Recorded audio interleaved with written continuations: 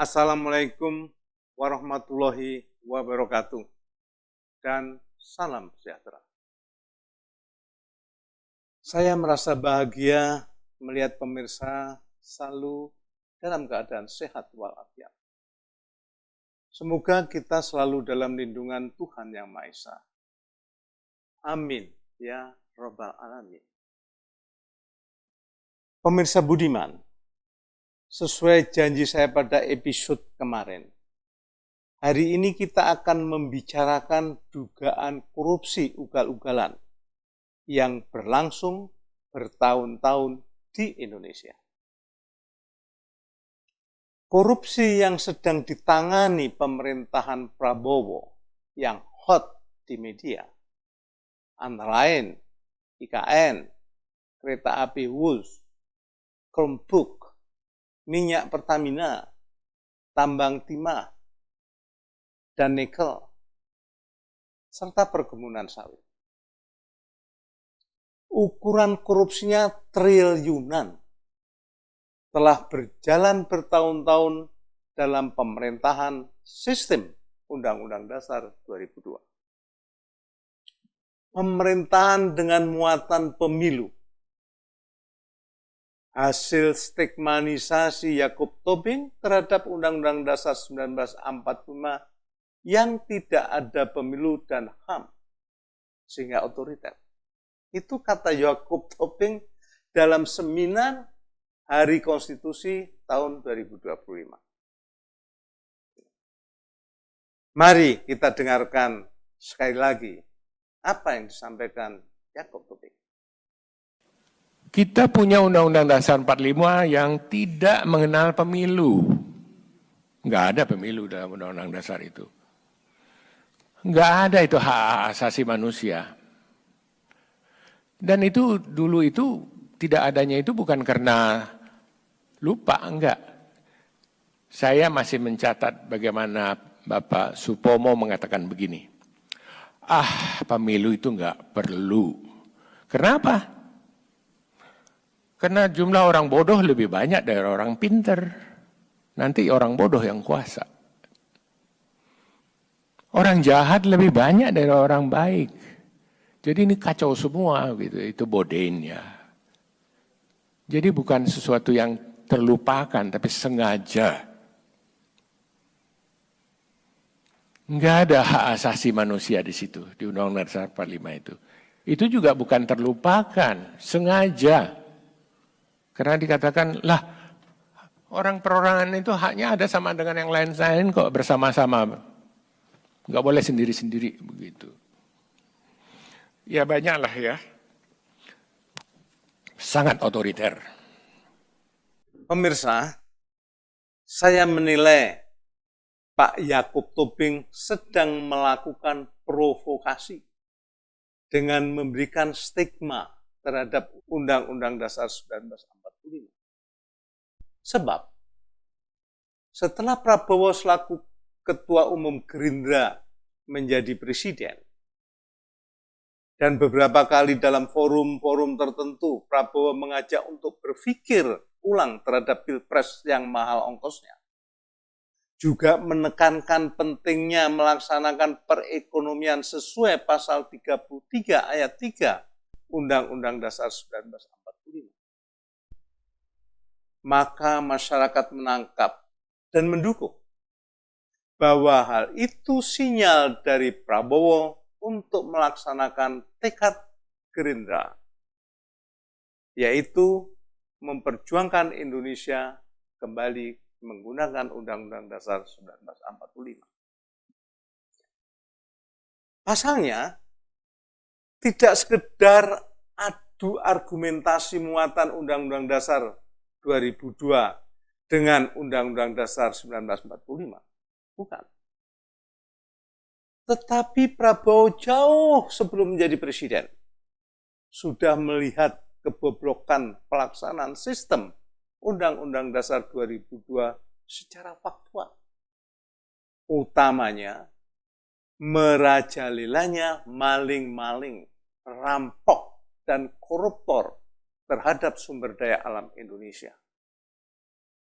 Oleh karena itu, ditulisnya buku Paradoks Indonesia oleh Prabowo. Saya berpendapat, akibat HAM individu yang digembar-gemborkan dengan kata-kata setiap orang berhak dalam muatan Undang-Undang Dasar 2002 dan diwujudkan Yakub Tobing dengan pemilu di Undang-Undang Dasar 2002 membuat orang lupa adanya hak orang lain. Ada hak warga negara lainnya. Artinya, eksploitasi HAM individu membentuk watak egois dan materialistis, sehingga merajalelanya korupsi ugal-ugalan. Disinilah lahirlah patologi demokrasi mata duitan. Ini tesis saya. Patologi demokrasi mata duitan secara runtut dapat kita lihat sebagai berikut. Pertama, penyakit yang diawali untuk membangun citra dan berita hoax. Memalsukan identitas. Berita bohong membangun citra. Contoh, isu mobil SMK. Poster kesederhanaan harga baju, celana, dan sepatu yang dipakai Jokowi untuk memikat rakyat dan lain-lain.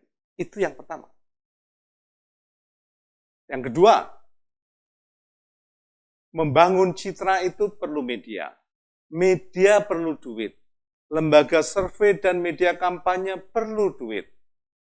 Walaupun kadangkala berita tidak berfakta, rekayasa, dan penuh dusta dilakukan juga untuk hidupnya.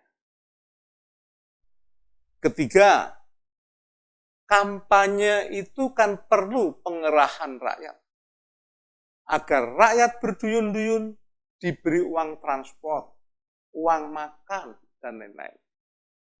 Agar bersedia nyoblos, ada serangan awal, serangan tengah, dan serangan fajar sebelum coblosan. Jadi di sini tampak rakyat dididik materialistik, mata duitan sejak dini. Keempat, kegiatan mencari massa itu kan perlu koordinator lapangan atau korlap. Lahirlah maklar-maklar pengerahan massa. Ada tarif, ada pat gulipat antara korlap dengan rakyat dalam urusan duit. Korlap pun tak kalah lihai. Dia calon relawan. Dia sunat uang kampanye dari bos, dan rakyat hanya menerima tetesannya saja. Di sini sudah terjadi korupsi kecil-kecilan. Kelima, lahirlah relawan dan buzzer, ugal-ugalan. Kampanye hitam pun menjadi halal, asal ada uang. Caci maki sampai dengan fitnah, adu domba, dan rekayasa isu dari relawan dan ternak buzzer menjadi santapan media asal dapat uang. Karena pilpres langsung perlu parpol pengusung capres dan cawapres.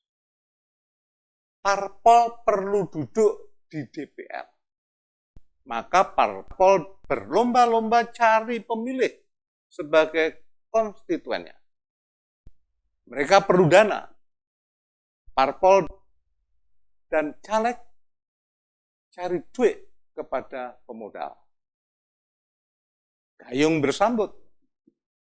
Pemodal perlu parpol dalam bernegara nantinya, agar mereka bisa kuasai penguasa dan sumber daya alam. Itu rentetannya. Ketujuh, parpol dan caleg hutang budi dengan pemodal. Bagaimana pengembaliannya? Gampang. Ada momen yang bisa untuk jualan lagi. Menyusun program anggaran dan membuat aturan perundang-undangan. Semua itu bisa diatur. Rakyat mau judicial review ke MK? Gampang. Bukankah hakim MK ada unsur dari partai?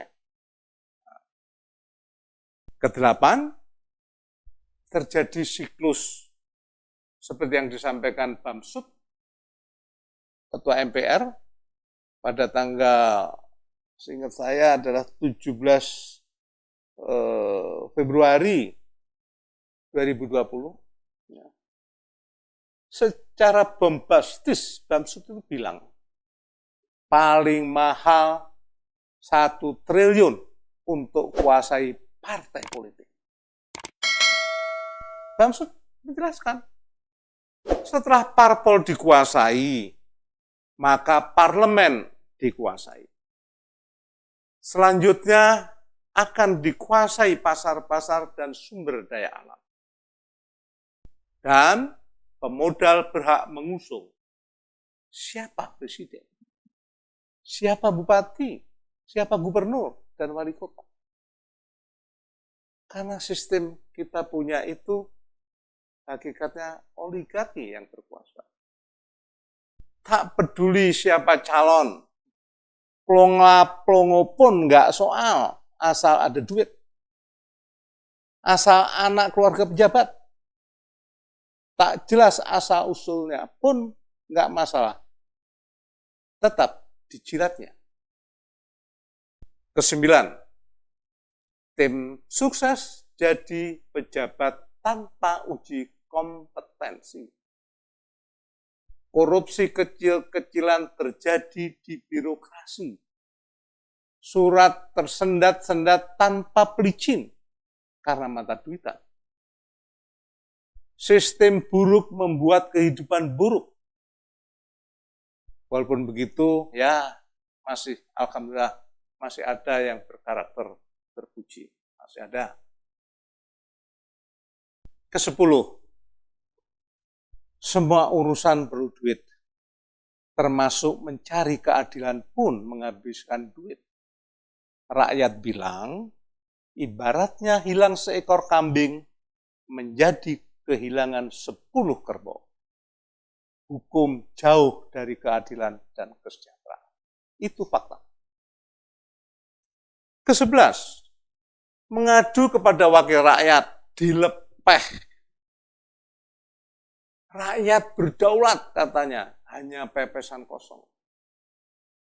Wakil rakyat itu takut kena recall oleh ketua umumnya. Demi uang, untuk hidup kemewahannya, mereka buang harga dirinya sebagai wakil rakyat. Itu ada faktanya. Ke-12, balas budi terjadi antara pejabat dengan bos pemodal yang menjadikannya. Rekayasa program anggaran dimulai.